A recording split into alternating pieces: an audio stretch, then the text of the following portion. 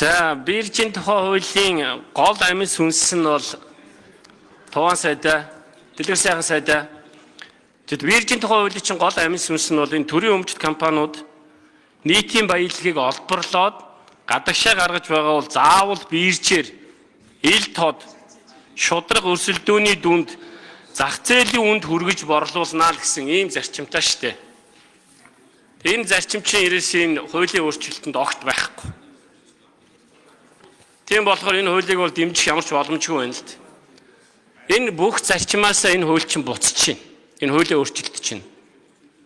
Тэгээ Туван сайдын хариултыг сонсхолоор Туван сайдын салбарын сайдын байр сууриас энэ салбараа бас нэг жоохон бодож хариулахгүй бол зөв нэг яг эдийн засгийн сайдын хэмжээнд ч юм уу нэг хариулах гэдэг юм л д.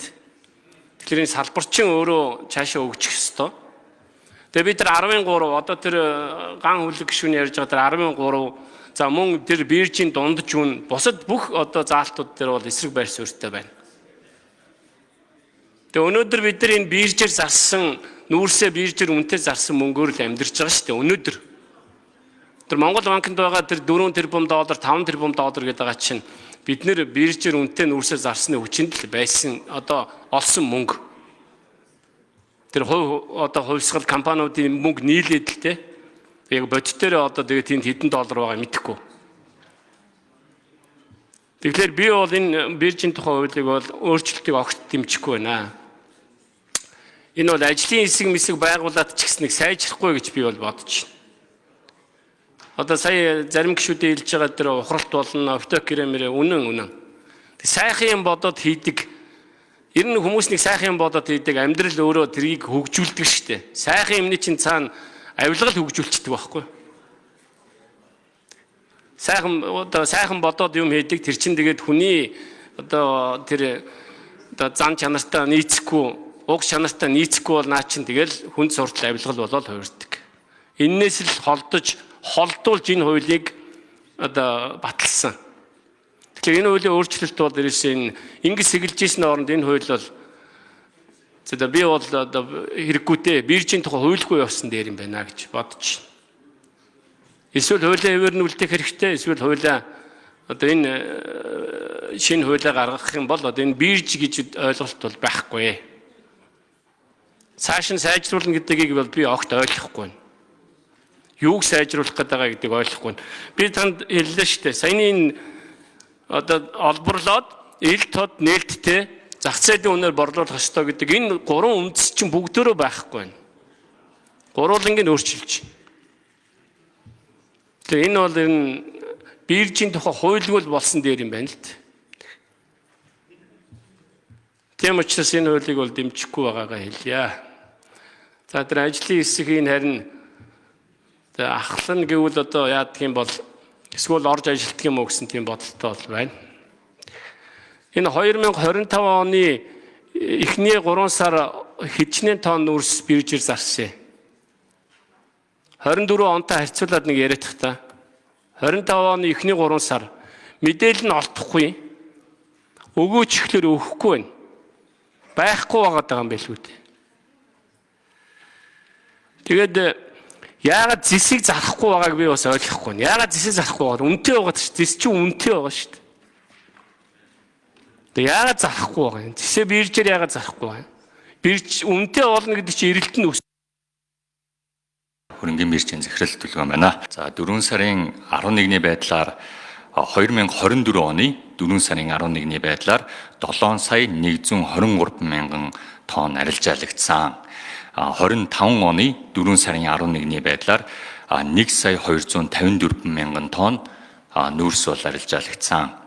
За зэсийн хувьд бол би Эрдэнэт үйлдвэрийн гүйцэтгэх захиралтай уулзсан. Тэгээд энэ жил бол 60 мянган тонн зэсийг бол хөрөнгөний биржээр зарна гэсэн ийм төлөвлөгөөтэй явж байгаа юм билээ. Тэгээд сард 5 мянган тонны арилжааны санал бол хүсэлтийг бол биднэрт өгдөг. Тэгээд одоогийн байдлаар бол 5 мянган тонн бол арилжаалагдсан, 10 мянган тонн бол амжилтгүй болсон. Нийт бол 15 мянган тонны арилжааны хүсэлтийг хөрөнгөний биржид бол хөргүүлж, хөрөнгөний биржээр бол оруулж дуудлага худалдаа За гүйцээж хариулъя. Ажлын хэсэг 11 дугаар микрофон. За тэгээд зэсийн хувьд бол энэ жилд бол тэгээд төлөвлөгөө ёсоор бол 60 мянган тонн арилжаална гэсэн хүлээлттэй байна. Сар болгон 5 мянган тонны хүсэлт бол ирж байгаа. Баярлалаа. Та бас одоо санаа зовж хэлж байгааг ойлгож байна. Өмнө нь бас энэ салбарыг удирдах үний хуваар за дээрэс нь энэ биржийн улуурхайн биржийн тухай хуулийг одоо гол санаачилж батлуулсан хүний нэг учраас бас санаа зовж байгааг ойлгож байна. За гол амин сүнсүүд бол энэ одоо хуулийн дотор хэвээрээ байгаа. Бид нар бол сайжруулна биржийн тухай хуулийг үйлчлэлийн зогсоох юм уу байхгүй болох асуудал огт яригдахгүй. Улам сайжруулаад төгөлдршүүлээд явна. Амьдрал өөрөө баян учраас бас шинэ нөхцөл байдлууд бид нар дээр нэлээд юм сорилтууд орж ирээд байгаамаа. Тэгэхээр энэ одоо хуулиа заашгүй оруулж ирж энэ гацааг энэ хүндрэлтэй нөхцлөөс гарах гэж энэ засгийн газар оруулж ирж байгаа. Экспортыг нэмэгдүүлэх зорилготой ажлын хэсэг, том ажлын хэсэг жавхлан сайдаар ахлуулад ажиллаж байгаа. Энэ ажлын хэсгээр ч гэсэн энэ асуудлыг бас нэлээд нухацтай ярьж байгаа гэдгийг бас хэлье.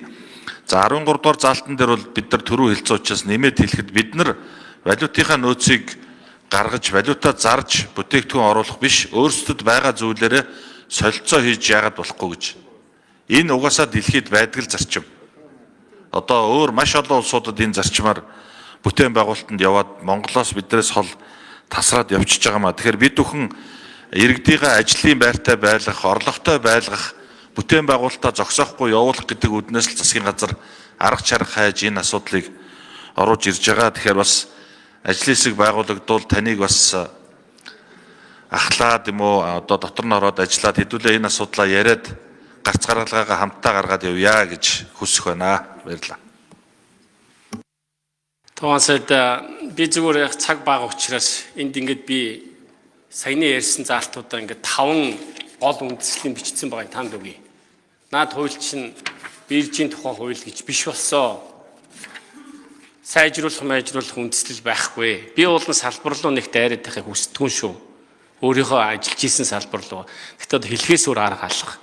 Энэ биржийн тухай хууль бол биш. Энийг зөвөр хүчингүй болгох. Хэрвээ ингэж өөрчлөлт оруулаад сэгэлсний оронд энэ хууль байхын хэрэг ач холбогдол байхгүй. Тэр нүүрсэн дээр хэлэхэд тэр Эрдэнэс 5-7-ын хэлэхэд бол наа 50000 тонн гэдэг байгаа зэсийг чинь одоо өмнөх засгийн газар зарсан шүү дээ. Тэрийг хэлээд тах шиг байна да. Тэрнээс хоош бол зэс зараагүй. Үнэтэй байхад нь заравлаач хуулиа баримтлаач. Тэгээд 7 сая тонн нүүрс зарж исэн 1 сая тонн нүүрс зарчаад хуулиа биелүүлж энэ үйл чинь өнөөдөр хүчин төгөлдөр байгаа үстэй. Байхгүй юм уу? Одоо өөрчлөх гэж байгаа юм уу? Эсвэл өөрчилсөн хуулиа одоо батлуулах гэдэг юм уу? Хуулиа баримталдаггүй юм уу? Чадахгүй бол тэгээ болооч. Хууль биелүүлж чадахгүй бол одоо ажиллах боломжгүй үстэй болно. Тэгээ 7 сая тонн нүүрс зарж исэн 1 саяыг зарсан гэ баатарлаг хариулдаг юм. Гэхдээ хууль чинь хүчин төгөлдөр байгаа үстэй. Тэг хуулиа биелүүлж ажилддаг юм уу? Засгийн газар хамгийн нэгдүгээр хууль биелүүлэх ёстой юм сте. Иргэд аж ахуй нэгжүүдийг урайлаад хамгийн нэгдүгээрт нь урд нь гараад хамгийн нэгдүгээр хууль биелүүлэх ёстой газар үстэй. Тэгээ хуулиа биелүүлдэг юм бол ягаад 7 сая тонн нүүрс зарж хат 1 сая тонн нүүрс зарчаад тэгээ өнөөдрийн баатарлаг яриад байгаа юм. Тэгээ хайцсан үдсэн нүүрсүүд нь хайцсан. Тэгээ одоо эсвэл энэ чинь ерөөсөө тэр хуульгүй явцсан бол энэ хуулийг одоо яриад яах гэдэг юм. Маш ойлгомжгүй байна.